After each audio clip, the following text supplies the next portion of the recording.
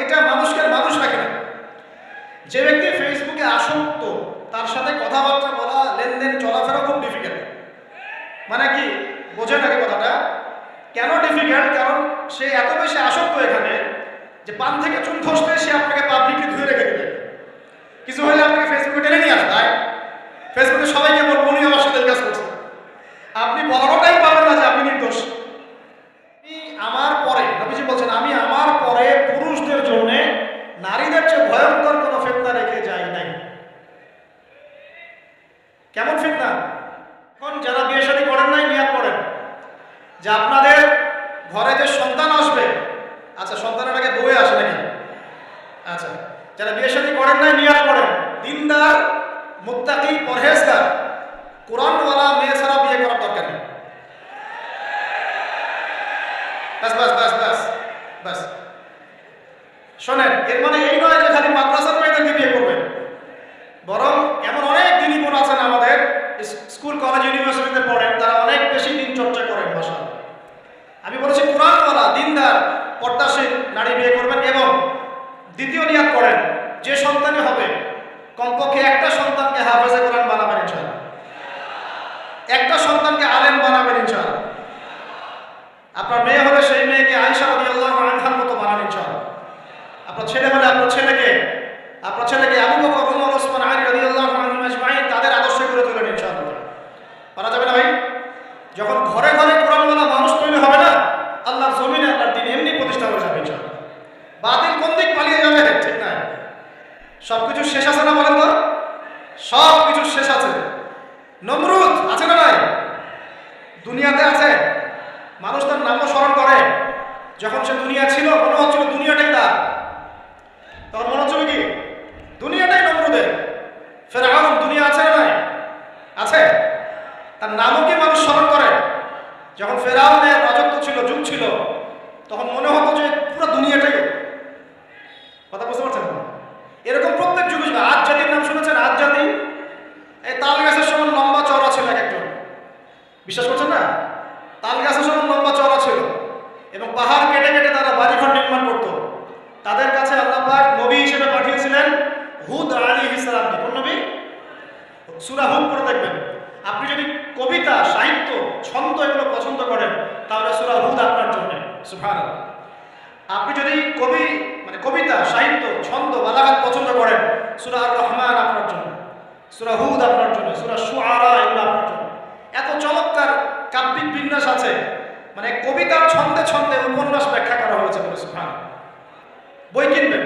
আমি যে প্রত্যেকটা লেকচারে একটা একটা করে দুটো করে বইয়ের নাম বলি, বইগুলো কিনবেন আল্লাহর রাস্তায়। আজকে শুধু একটা বইয়ের নাম বলবো না, আজকে আমি এমন একজন রাইটারের নাম বলে দেব যে রাইটারের সবগুলো বই বাসায় কিনবেন আপনারা ইনশাআল্লাহ। যদি আপনি এই রাইটারের, এই আলেমের সবগুলো বই বাসায় রাখতে পারেন এবং চর্চা করতে পারেন, ইনশাআল্লাহ আপনি সিরাতুল মুস্তাকিমেই থাকবেন ইনশাআল্লাহ। আমি আপনার জিম্মেদার হচ্ছি ইনশাআল্লাহ। যদি আপনি পথভ্রষ্ট না হয়ে যান, এই বইগুলোতে এত চমৎকার করে গাইডলাইন দেওয়া আছে, আপনি ইনশাআল্লাহ সঠিক পথেই থাকবেন। নামটা বলে দেব? সবার প্রিয় আলেম, পুরো বিশ্বে, শুধু বাংলাদেশে নয়, অন্যতম একজন প্রিয় আলেম, বিদগ্ধ আলেমে দ্বীন আল্লামা মুফতি তকি উসমানী দামাত বরকাতুহু। নাম শুনেছেন? এই নামটা শুনেছেন? আচ্ছা, তার অনেক বই আছে, প্রায় 200, 300, 400 বই। সবগুলো বই বাসায় কিনবেন ইনশাআল্লাহ। ইবাদত নিয়ে বই আছে, মুআমালাত নিয়ে বই আছে, তাসাউফ নিয়ে বই আছে, জিকির নিয়ে বই আছে, অর্থনীতি নিয়ে বই আছে, ওয়ার্ল্ড অ্যাফেয়ার্স নিয়ে বই আছে, প্রতিটা সাবজেক্ট ধরে ধরে বই আছে। কোথায় পাবেন? এই তো অনলাইনে অনেক বুকশপ আছে না, এগুলোতে পাবেন। বাংলা বাজারে, ঢাকায় পাবেন। এগুলো অনুবাদ হয়ে গেছে আলহামদুলিল্লাহ। এবং বাংলাদেশের অনেক স্টুডেন্ট আছে তার হাতে গড়া। তাদের ইলম, তাদের আমল, তাদের আখলাক দেখলে পরকালকে চেনা যায়। বাসায় বই কিনতে পারবেন তো একটু ইনশাআল্লাহ। আরে ভাই, ইউনিভার্সিটির ক্যান্টিনে বসলেই তো 100 টাকা শেষ হয় আপনার। আর ক্যান্টিনে যদি বোরখাওয়ালা কাউকে নিয়ে বসেন তার কথা শেষ। এখন শহীদ প্রেম করে মানুষ। এক ভাই প্রশ্ন করেছে সেদিন, কালকেই, যে সেদিনের কথা ফিরে এসেছে কিন্তু তার গার্লফ্রেন্ডকে বলতে পারে না। তো বলছে, ভাই তাকে দাওয়াত দেওয়ার খাতিরে হলেও কি ফোনে কথা বলা যাবে? কি উত্তর দিব বলেন? আপনি পবিত্র হতে যাচ্ছেন কিনা? পবিত্র হতে যাচ্ছেন, পবিত্র পথে আসতে যাচ্ছেন, তাহলে অপবিত্র পথে আবার কেন ফিরে যাবেন?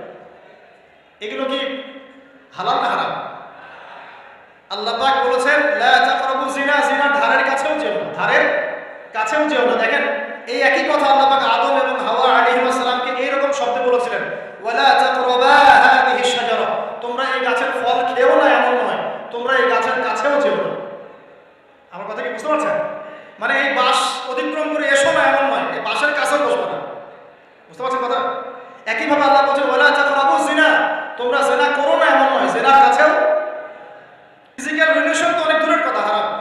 আপনি ফোনেও কথা বলবেন না, আল্লাহ পাক তৌফিক দান করেন। আপনি যদি পবিত্র থাকতে পারেন ইনশাআল্লাহ তাআলা আল্লাহ পাক আপনাকে আপনার উপযুক্ত পাত্রী দিবেন ইনশাআল্লাহ। আর যদি আপনি পবিত্র থাকতে না পারেন, এমন হতে পারে যে হয়তো আপনি পবিত্র কাউকে পান নাই, হতে পারে কিনা? আচ্ছা প্রিয় ভাইয়েরা, বইটা কিনবেন, বইটার নাম, দোয়ার বইটার নাম হলো হিসনুল মুসলিম। কি নাম? হিসনুল মুসলিম। যদি কিনতে না পারেন, ওই যে প্লে স্টোরে ঢোকেন, প্লে স্টোরে ঢুকে দেখবেন যে একটা অ্যাপস আছে হিসনুল মুসলিম। এখানে যতগুলো দোয়া আছে সবগুলো দোয়া আগামী 1 বছরের মধ্যে মুখস্থ করবেন। রাজি আছেন কিনা? আর এখানে সকাল সন্ধ্যায় পড়ার জন্য কিছু দোয়া আছে, সকাল সন্ধ্যায় পড়া। এই দোয়াগুলো আল্লাহর ওয়াস্তে মুখস্থ করুন, পারবেন ইনশাআল্লাহ? আল্লাহ তৌফিক দান করুন। আর একটা আমল বলে দিব, তারপর সামনে যাব। সেটা হলো 5 ওয়াক্ত নামাজ তো পড়েন মাশাআল্লাহ, নাকি? কারা কারা নামাজ 5 ওয়াক্ত পড়েন হাত তোলেন দেখি। আলহামদুলিল্লাহ, মাশাআল্লাহ, হাত নামান। আর যারা নামাজ পড়েন না তাদেরকে আমি একটা হাদিস শোনাবো, একটা হাদিস শুনবেন? নবী সাল্লাল্লাহু আলাইহি ওয়াসাল্লাম বলেছেন, قال النبي صلى الله عليه وسلم بين العبد وبين الكفر والشرك ترك الصلاة। আল্লাহ পাকের বান্দা আর একজন কাফের মুশরিকের মধ্যে পার্থক্যই হচ্ছে নামাজ। আল্লাহ পাকের বান্দা মানে মুমিন মুসলিম এবং একজন কাফের মুশরিকের মধ্যে পার্থক্য কি? মান তারাকা সালাতান মুতাআম্মিদান ফাকাদ বারিয়াত মিন যিম্মাতিল্লাহ। কেউ যদি ইচ্ছাকৃতভাবে তার উপর ফরজ নামাজকে ছেড়ে দেয়, সে যেন আল্লাহ পাকের জিম্মেদারি থেকে মুক্ত হয়ে গেল। অন্য হাদিসে আছে মান তারাকা সালাতান মুতাআম্মিদান ফাকাদ কাফার। কেউ যদি ইচ্ছা করে নামাজ ছেড়ে দেয়, সে ব্যক্তি কুফরি করলো, বলে নামাজ। আমরা কি কুফরি করতে চাই নাকি ভাই? নামাজের কথা বলেছি, 5 ওয়াক্ত নামাজ কারা কারা পড়েন না হাত তুলে নেবেন। আচ্ছা, লজ্জার কিছু নাই। এখন আমার সাথে তওবা করেন, আমার সাথে তওবা করেন, বলেন আস্তাগফিরুল্লাহ আল্লাযী লা ইলাহা ইল্লা হুয়াল হাইয়ুল কাইয়্যুম ওয়া আতুবু ইলাইহি। আল্লাহর কাছে সাক্ষী রেখে বলেন, আল্লাহ আমি জীবনে যত রাকাত নামাজ ছেড়ে দিয়েছি এর জন্য আমাকে মাফ করে দাও। ইনশাআল্লাহ আগামী জীবনে আমি বিনা ওযরে 1 ওয়াক্ত নামাজও বাদ দিব না। রাজি আছেন ইনশাআল্লাহ? বাস এই একটা নসিহত যদি আজকে আপনারা আমল করতে পারেন, ইনশাআল্লাহ আজকের মাহফিল সফল করা যাবে। আর বই কিনতে বললাম, 1 নম্বর কোন বই বলেন? হিসনুল। আর কোন আলেমের নাম বলেছেন? আল্লামা, জোরে বলেন। তার অনেকগুলো বই আছে, কেনার চেষ্টা করবেন তো ইনশাআল্লাহ। আল্লাহ পাক তৌফিক দান করুন বলি আমিন। তাহলে আমরা সূরা জারিয়াতের 56 নম্বর আয়াতে কি শিখেছি ভাই? আল্লাহ রাব্বুল আলামিন আমাদেরকে সৃষ্টি করেছেন কেন? তার ইবাদত করার জন্য। আছে। এখন আমাকে বলেন যে আল্লাহ পাকের ইবাদত করার জন্য আল্লাহ পাক এই দুনিয়াতে আমাদেরকে কত বছর সময় দিয়েছেন? বলেন দেখি। সর্বোচ্চ কত হবে? সর্বোচ্চ 60, 70, 100 হতে পারে। এই তো। আমরা কি চিরস্থায়ী থাকবো এখানে না চলে যাব? আচ্ছা, দুনিয়ার জীবনটা তাহলে কি? আল্লাহ পাক বলছেন, আল্লাযী খালাকাল মাউতা ওয়াল হায়াতা লিয়াবলুয়াকুম আইয়ুকুম আহসানু আমালা। আল্লাহ পাক জীবন মৃত্যু সৃষ্টি করেছেন কেন? আল্লাহ পাক পরীক্ষা করার জন্য যে এই দুনিয়ার জীবনে আমলে কে শ্রেষ্ঠ, আমলে কে শ্রেষ্ঠ। দুনিয়ার জীবনে আসার উদ্দেশ্য পেয়েছি আল্লাহর ইবাদত করা, এখন পেলাম আল্লাহ জীবন মৃত্যু কেন সৃষ্টি করেছেন? আমলের পরীক্ষা করার জন্য যে কে শ্রেষ্ঠ হচ্ছে। আমাদের উদ্দেশ্য কি? আমাদের উদ্দেশ্য হচ্ছে পুলসিরাত পার হয়ে জান্নাতে যাওয়া। উদ্দেশ্য কি? পুলসিরাত পার হয়ে জান্নাতে যাওয়া। সূরা আলে ইমরানের 185 নম্বর আয়াতে আল্লাহ বলেছেন, কুল্লু নাফসিন যায়িকাতুল মাউত। প্রত্যেকটা নফস মৃত্যু স্বাদ গ্রহণ করবে, এরপর কিয়ামতের মাঠে তাদের আজর তাদেরকে পূর্ণ মাত্রায় বুঝিয়ে দেওয়া হবে। আল্লাহ পাক বলেন, ফামান যুহজিহা আনিন নারি ওয়া উদখিলাল জান্নাতা ফাকাদ ফাজ। ওই দিন যে ব্যক্তিকে জাহান্নাম থেকে বাঁচানো হবে এবং জান্নাতে প্রবেশ করানো হবে, সেই ব্যক্তি হচ্ছে সফল। কথা ঠিক কিনা? তাহলে উদ্দেশ্য পেলাম তো, আমাদের গন্তব্য পেলাম তো। আমাদের গন্তব্য কি তাহলে? জান্নাত। এখন এই দুনিয়ার জীবনে আমরা সর্বোচ্চ হয়তো 100 বছর বাঁচবো, আল্লাহ ভালো জানেন, তাই তো? এই দুনিয়ার জীবনের এই হায়াতের সবচেয়ে ইম্পর্টেন্ট টাইমটা কোনটা বলেন? সবচেয়ে ইম্পর্টেন্ট টাইম কোনটা? যৌবন কিনা? যৌবন কাকে বলে? যৌবন কাকে বলে? কত বছর থেকে কত বছর পর্যন্ত? 20 থেকে 40 বা 15 থেকে 40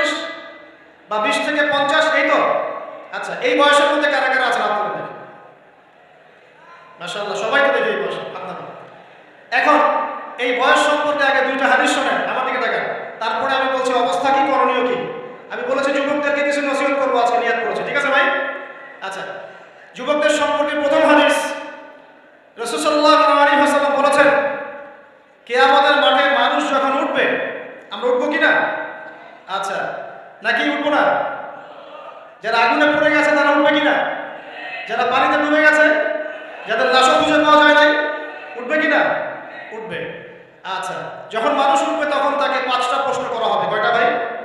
এই 5টা প্রশ্নের আগে সে তার পা সামনেও ফেলতে পারবে না, পিছনেও ফেলতে পারবে না। আমরা কি একটু চিন্তা করতে পারছি কত ভয়ঙ্কর হবে বিষয়টা? এই সামান্য গরমে আমাদের অবস্থা খারাপ, সূর্য সেদিন সামনে নিচে, আর মানুষ উঠে দাঁড়িয়ে আছে। তাদেরকে 5টা প্রশ্ন করা হবে। যতক্ষণ পর্যন্ত প্রশ্নের উত্তর দিতে পারছে না, সামনেও যেতে পারবে না, পিছনেও আসতে পারবে না, পা নড়াতে পারবে না। 1, তোমার পুরো জীবনটা তুমি কোন কাজে ব্যয় করেছো? উত্তর কি রেডি আছে আমাদের কাছে? আমরা কি বলতে পারবো হ্যাঁ আল্লাহ আমরা আমাদের পুরো জীবন তোমার ইবাদত করে কাটিয়েছি? 2, তোমার যৌবন স্পেশালি তুমি কোন কাজে ব্যয় করেছো? তোমার যৌবন তুমি স্পেশালি কোন কাজে ব্যয় করেছো? যুবকরা কি উত্তর দেওয়ার জন্য প্রস্তুত আছে যে আমাদের যৌবন আমরা আল্লাহর পথে কাটিয়েছি? সবাইকে বলতে পারবো? 3 নাম্বার, তোমার রিজিকের উৎস কি ছিল? কোন পথে সম্পদ অর্জন করেছো? 4 নাম্বার, কোন পথে সম্পদ ব্যয় করেছো? কোন কোন খাতে সম্পদ ব্যয় করেছো? আমরা কি আমাদের আয় এবং ব্যয়ের হিসাব দেওয়ার জন্য প্রস্তুত? 5, তোমাকে আমি যে জ্ঞান দিয়েছিলাম সেই জ্ঞান অনুযায়ী আমল করেছো কিনা? আল্লাহ পাক আমাকে আপনাদের সবাইকে তৌফিক দান করুন, জানা অনুযায়ী আমল করার তৌফিক দান করুন।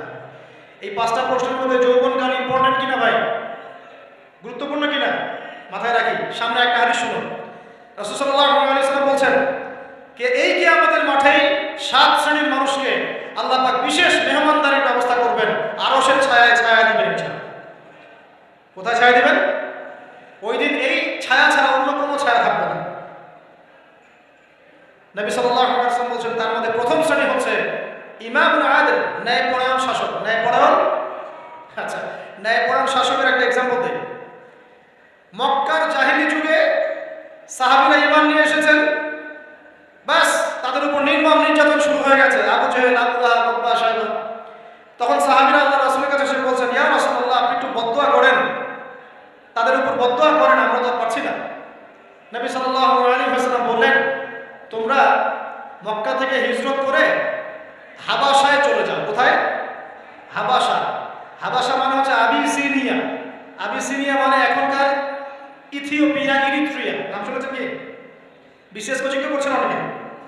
আফ্রিকা মহাদেশের একটা ছোট্ট দেশ ইরিত্রিয়া, ওখানে চলে যাও। তখন বলেছেন তিনি হাবাসায় চলে যাও। সাহাবীরা জিজ্ঞাসা করছেন হাবাসায় কেন? নবী সাল্লাল্লাহু আলাইহি ওয়াসাল্লাম বলেছেন সেখানে একজন খ্রিস্টান ন্যায়পরায়ণ শাসক আছেন যার রাজ্যে কেউ জুলুমের শিকার হয় না। কি বললাম বলেন তো? হাবাসা কে আছেন? একজন মুসলিম না খ্রিস্টান? খ্রিস্টান ন্যায়পরায়ণ শাসক আছেন যার রাজ্যে কেউ জুলুমের শিকার, মুসলমান নন এমন একজন শাসকের প্রশংসা করে আমাদের নবীজি বললেন তার রাজ্যে কেউ জুলুমের শিকার হয়। সুবহানাল্লাহ। সাহাবীরা সেখানে হিজরত করলেন। নেতৃত্ব দিয়েছেন জাফর বিন আবি তালিব রাদিয়াল্লাহু আনহু। সে সাহাবী বাদশা নাজাশী, তার নাম ছিল বাদশা নাজাশী, তার সামনে দাঁড়িয়ে সূরা মারিয়াম তেলাওয়াত করেছিলেন। ওই সূরা মারিয়ামে ইয়াহইয়া, যাকারিয়া, ঈসা, তার মা, এই গল্প ঘটনাগুলো আছে। এই সূরার তেলাওয়াত শুনে বাদশা নাজাশীর চোখ দিয়ে পানি পড়তে পড়তে দাড়ি ভিজে গেছে। সুবহানাল্লাহ। শেষে তিনি ঈমান নিয়ে আসেন, মুসলমান হন, আলহামদুলিল্লাহ। আমাদের নবীজি তার জানাজার নামাজ পড়েছিলেন, আমাদের নবীজি তার গায়েবানা জানাজার নামাজও পড়েছেন। সুবহানাল্লাহ।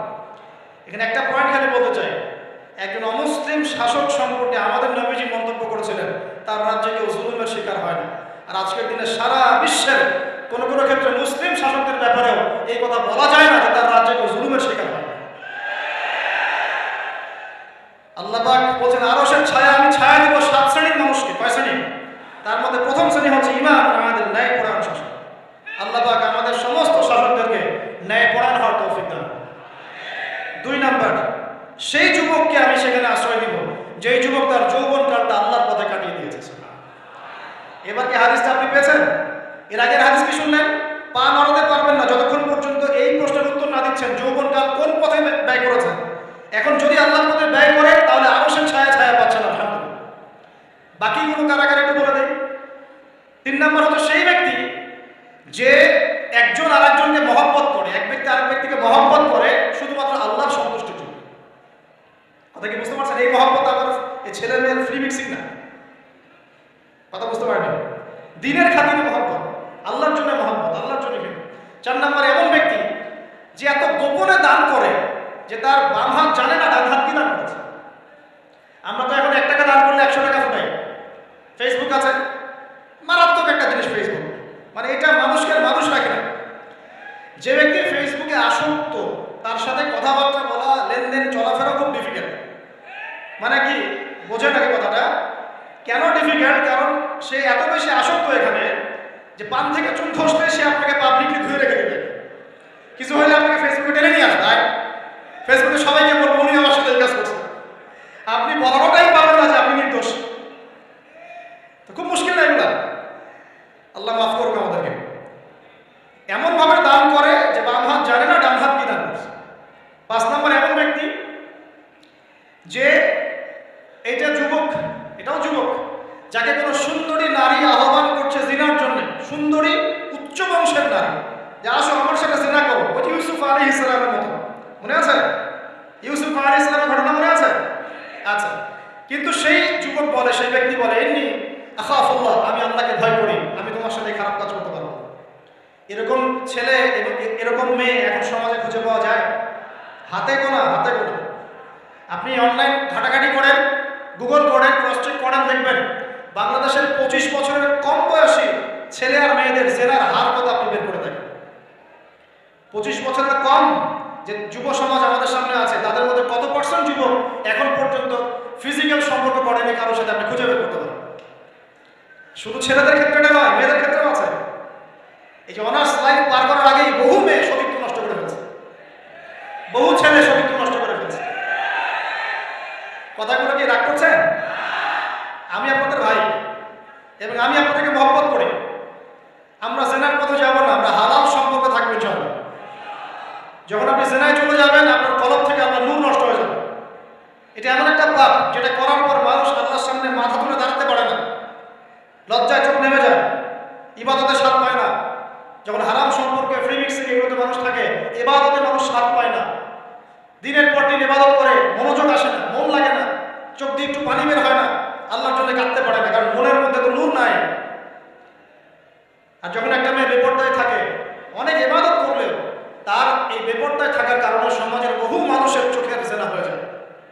এতে করে ওই সব মানুষের পাপের ফল এই মেয়েটাকে ভোগ করতে হয় এবং মানুষের চোখের বদনজর লাগে, ওই মেয়ে অসুস্থ হয়ে পড়ে মানসিকভাবে, শারীরিকভাবে।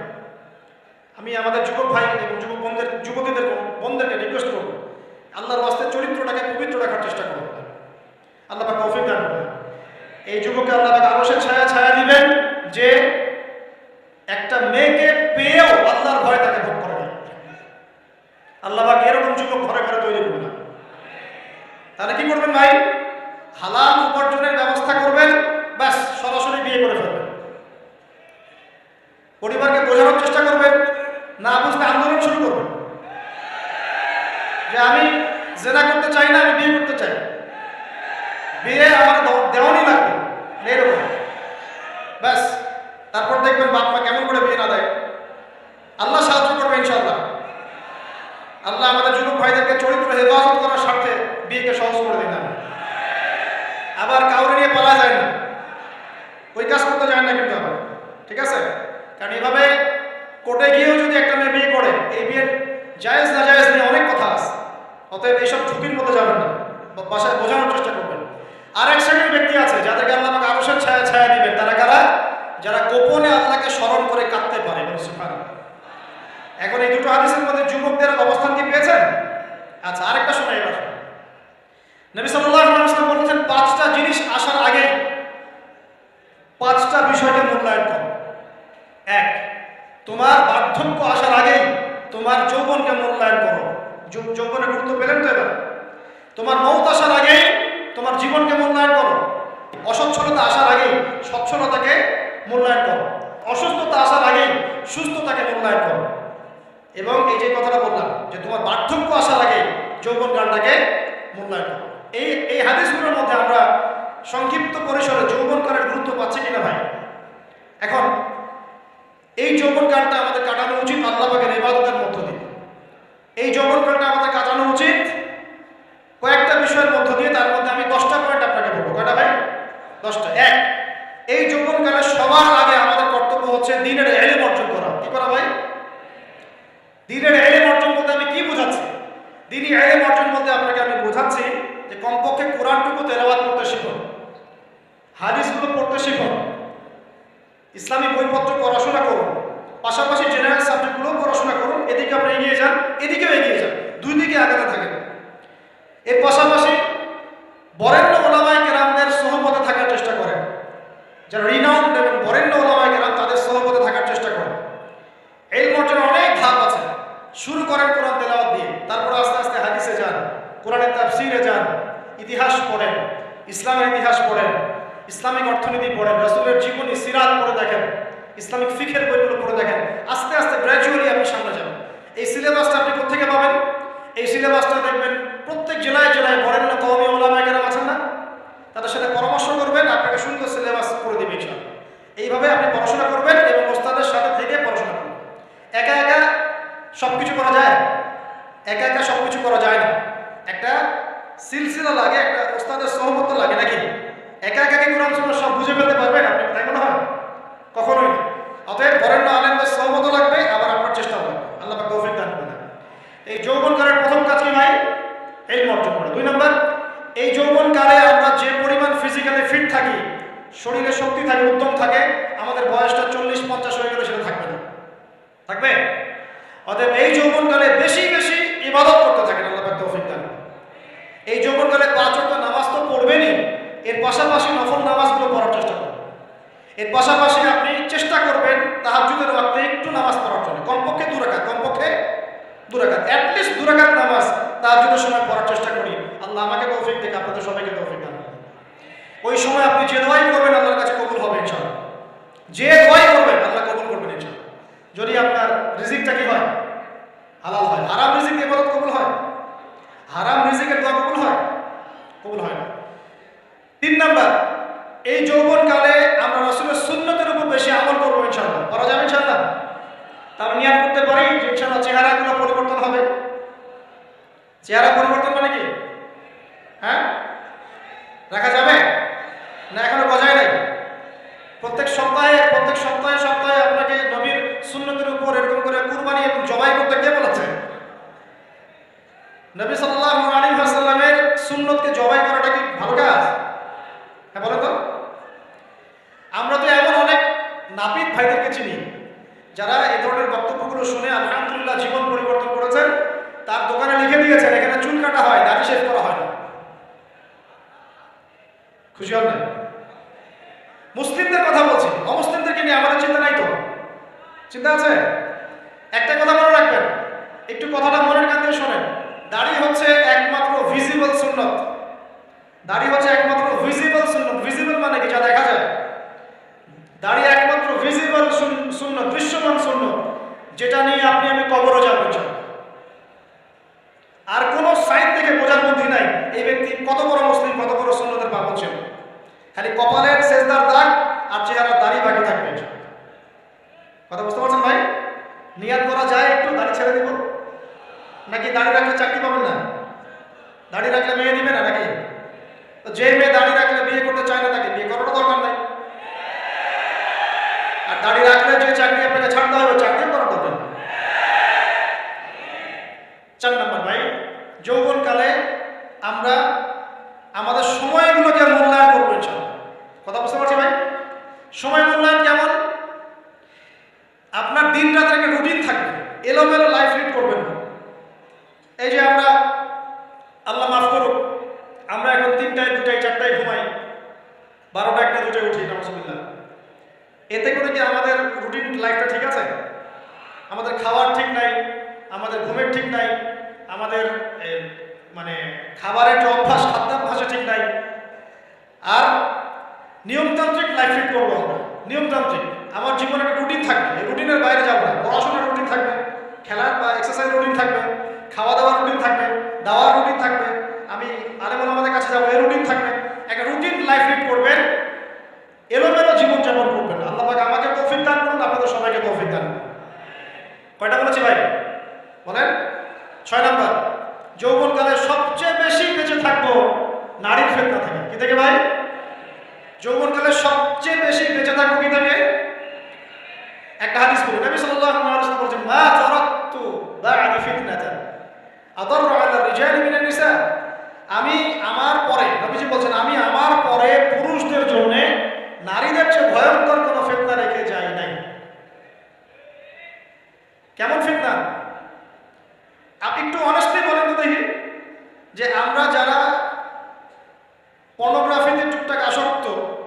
বা এই ধরনের অনলাইনে বা অফলাইনে এই ধরনের হারাম সম্পর্কের সাথে আছি, মন থেকে কি আপনি ফিল করেন যে আল্লাহ আপনার সাথে আছেন? বলেন তো দেখি, অনেস্টলি বলেন। আপনি যখন নামাজ পড়ে বাসায় ফিরে যান, ফিরে যেতে যেতে যদি আপনার চোখে খারাপ কিছু পড়ে, আপনার মনের নূরটা নষ্ট হয়, আপনি বুঝতে পারেন না? বুঝতে পারেন না? যখন আপনি এরকম হারাম কোনো সম্পর্কে আছেন, নাউজুবিল্লাহ, আপনার মনটা যে শক্ত হয়ে গেছে, আপনি বুঝতে পারেন না? আল্লাহর ওয়াস্তে নারী জাতির ফিতনা থেকে সর্বোচ্চ দূরত্ব অবলম্বন করবেন। আল্লাহ পাক তৌফিক দান করবেন। কি করবো তাহলে আমরা? ওই যে বলেছে হালাল সম্পর্ক করতে পারলে হালাল, যদি করতে না পারি সবর করবেন। কি করবেন? সবর করবেন, ভালো কাজে ব্যস্ত থাকবেন, বেশি বেশি রোজা রাখবেন। কি করবেন? বেশি বেশি রোজা রাখবেন। সোমবারে রোজা রাখবেন, বৃহস্পতিবারে রোজা রাখবেন। এভাবে আপনি আপনার জীবনটা গুছিয়ে নেন, আল্লাহ পাক প্রবৃত্তিকে নিয়ন্ত্রণ করার ক্ষমতা দিবে ইনশাআল্লাহ। এরপরেও যদি ভুল হয়ে যায়, হতে পারে এই যুগটা ফিতনার যুগ, চরম ফিতনার যুগ। যদি কোনো ভুল হয়ে যায়, খবরদার আপনি হতাশ হবেন না। ভুল হয়ে গেলে কখনো হতাশ হবেন না। হতাশা শয়তানের পক্ষ থেকে আসে, কখনো হতাশ হবেন না। দেন দেন ওযু করে জায়নামাজে দাঁড়িয়ে 2 রাকাত নামাজ পড়ে আল্লাহকে বলবেন, আল্লাহ আমার ভুল হয়ে গেছে, আমাকে মাফ করে দাও। পারা যাবে ইনশাআল্লাহ? জীবনে কখনো হতাশ হবেন না। জীবনে যাই হয়ে যাক না কেন, কখনো হতাশ হবেন না। মনে রাখবেন, আল্লাহ আপনার রব, আল্লাহ আপনার সাথে আছেন ইনশাআল্লাহ। অতএব নারীর ফিতনা থেকে নিজেকে বাঁচিয়ে রাখার চেষ্টা করুন।